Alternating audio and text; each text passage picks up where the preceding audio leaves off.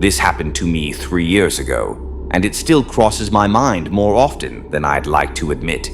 I was 24 and had just moved into my first apartment alone in the city.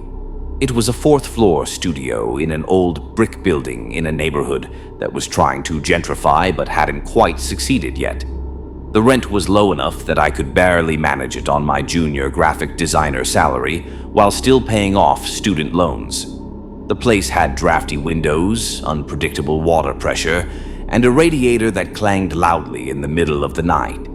But it was clean, it was quiet, and most importantly, it was mine. My only window faced an alley. Not the kind of alley you see in movies. No dumpsters, no graffiti. Just a narrow gap between my building and the one directly across from it, maybe 15 feet wide. The building opposite mine was older, with red brick walls and black fire escapes zigzagging down the front. Most of the windows had blinds or curtains, except one. The window directly across from mine, about 20 feet away, had no curtains at all. During the day, it reflected the sky.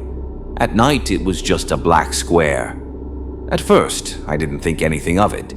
I kept my curtains open during the day for natural light and closed them at night like a normal person. I'd sometimes see neighbors across the alley, an older woman watering plants on her fire escape, a couple on the top floor eating dinner by their window.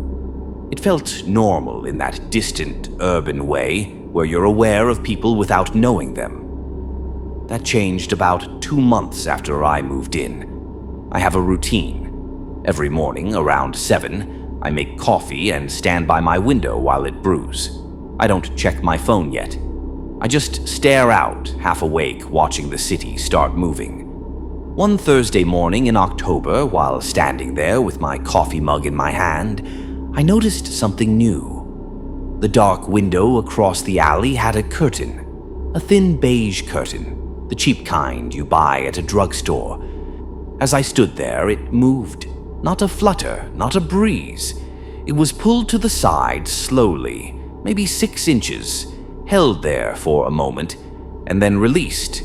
I felt a small chill, but I brushed it off.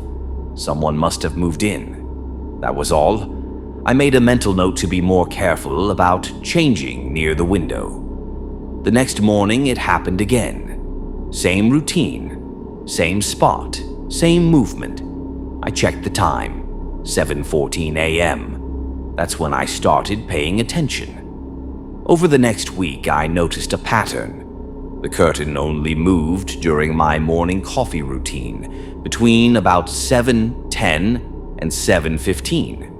If I stood by the window earlier, nothing happened.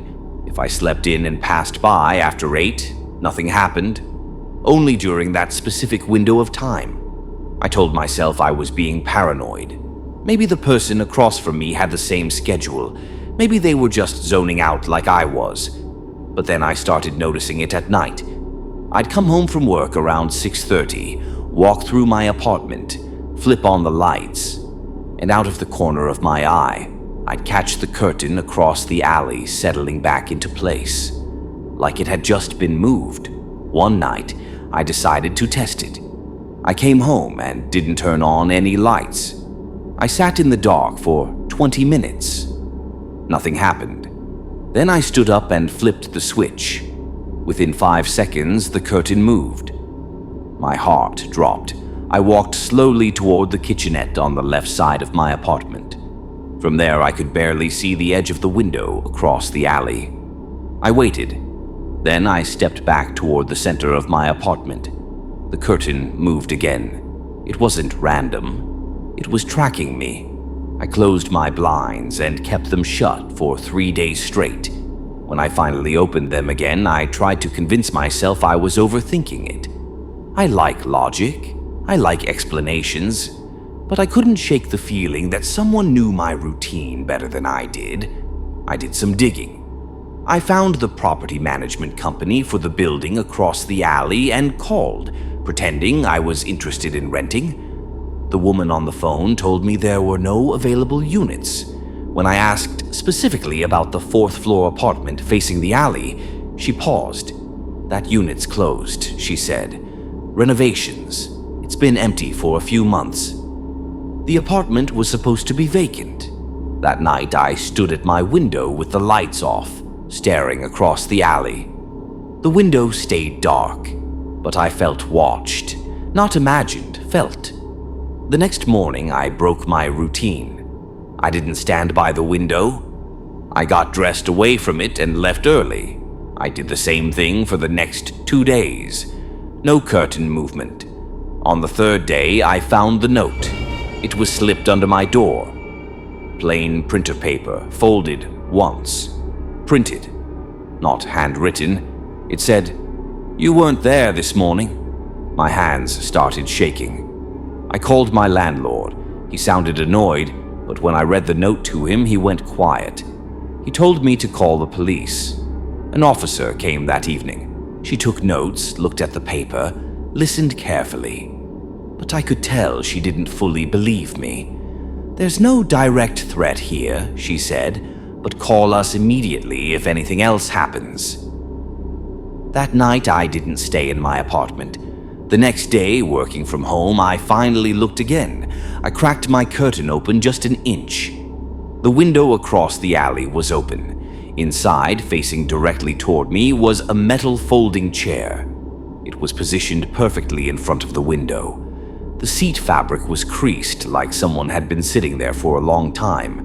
On the windowsill sat a pair of binoculars. I dropped the curtain and called the police again. An hour later, the officer called me back.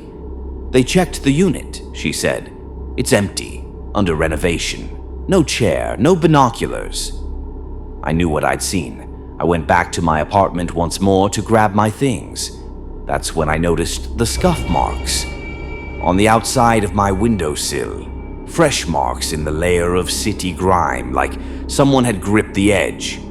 I was on the 4th floor. I broke my lease 2 weeks later. I still have the note.